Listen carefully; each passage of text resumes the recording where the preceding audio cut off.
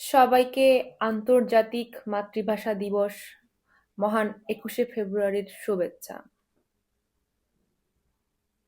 এই ২১শে ফেব্রুয়ারির শুরুর প্রাক্কালে ঢাকা বিশ্ববিদ্যালয়ে একটি চিরাচরিত কালচার রয়েছে যে ব্যায়ামাগারে সকল রাজনৈতিক দলগুলোর নেতৃবৃন্দরা আসেন এবং ওখান থেকেই শহীদ মিনারে তারা শ্রদ্ধা নিবেদন করেন। আমি গত ১৭ বছর ধরে ছাত্রদলকে দেখেছি। এই প্রথমবারের মতো সেখানে আমি ছাত্রলীগকে দেখতে পাবো না। অর্থাৎ যেই সহাবস্থানের কথা আমরা বলি, যেই ডেমোক্রেসির কথা বলি, তা আমরা আসলে দেখতে পাবো না। তবে গত ১৭ বছর ধরে বাংলাদেশ আওয়ামী লীগের সরকার থাকলেও ছাত্রদল কিন্তু এই অকেশনে কিন্তু উপস্থিত থাকতো। শুধু তাই নয়, সাংবাদিক সমিতির যে রমজান উপলক্ষে ইফতার প্রোগ্রামটি হয় সেখানেও ছাত্রদল উপস্থিত হতো এবং খুব সুন্দরভাবেই তারা পার্টিসিপেট করতে পেরেছে। এখন হয়তো অনেকে বলবেন যে ছাত্রলীগ তো নিষিদ্ধ, তাহলে ছাত্রলীগের সরকার ক্ষমতায় থাকাকালীন যদি ছাত্রদল ক্যাম্পাসে আসতে পারেন, পরীক্ষা দিতে পারেন, কালচারাল ইভেন্টেও অ্যাটেন্ড করতে পারেন, ছাত্রলীগ কেন পারবে না? মানে এই স্বৈরাচারী আহ, ব্যবস্থা আসলে কেন ছাত্রলীগের জন্য? ছাত্রলীগের ছেলে মেয়েরাও তো ছাত্র, তারপর তো তারা ছাত্রলীগ। তাহলে এখানে তাদের দোষটা কোথায়? সংগঠন করতে গেলে কিছু ত্রুটি বিচ্যুতি ঘটে, তাই বলে যে সংগঠনকেই নিষিদ্ধ করতে হবে, এই ডেমোক্রেসির চর্চা মূলত জামাত শিবির এনেছে। তো আপনারা এখন বলতে পারেন যে জামাত শিবির তো এখন ক্ষমতায় নেই, এখন তো গণতন্ত্রের চর্চা করার সময়, এই সরকার তো বিশ্বাস করে ডেমোক্রেসিতে। M I right? যদি ডেমোক্রেসিকে বিশ্বাস করে থাকে তাহলে ছাত্রলীগের নিষেধাজ্ঞা তুলে দেওয়া উচিত, তাদেরকে রাজনীতি করবার আহ, পরিবেশ তৈরি করে দেওয়া উচিত।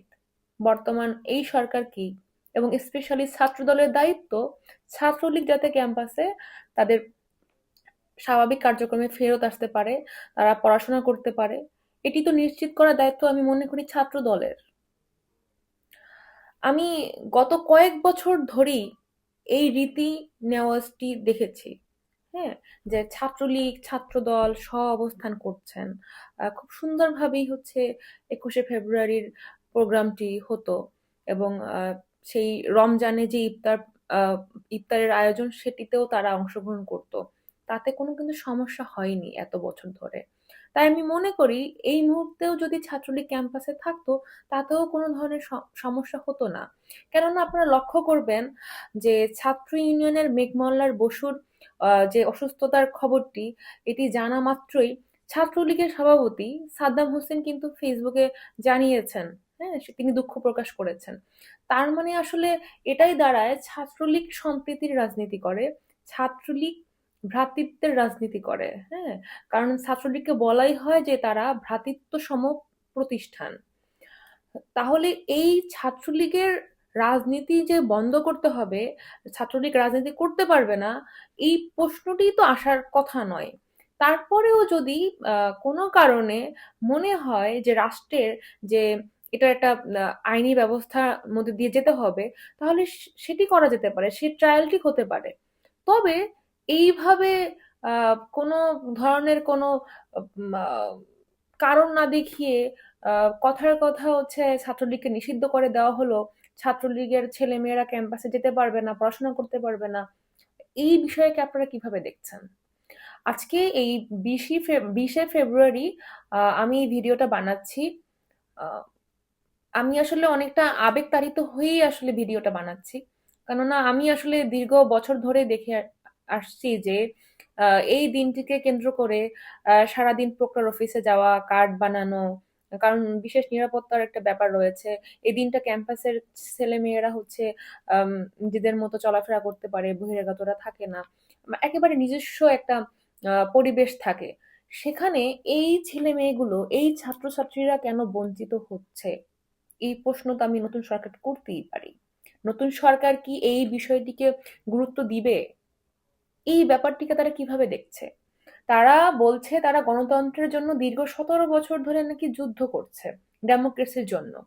যদি সেটি সত্যি হয়েই থাকে, তাহলে আমি মনে করি যে এই মুহূর্তে দেশে যে সকল জায়গাগুলোতে ডেমোক্রেসি চর্চা নেই, সেগুলো ফেরত আনাই হোক এই সরকারের প্রথম কাজ। দেশের উন্নয়ন, দেশের সমস্যা সমাধানের থেকে আমি মনে করি যে দেশের গণতন্ত্র ফিরিয়ে আনবার জন্যে, লক্ষ্যে এই কাজগুলো খুবই গুরুত্বপূর্ণ। বাকিটা আপনারা আপনাদের মতামত জানাবেন। ভালো থাকবেন।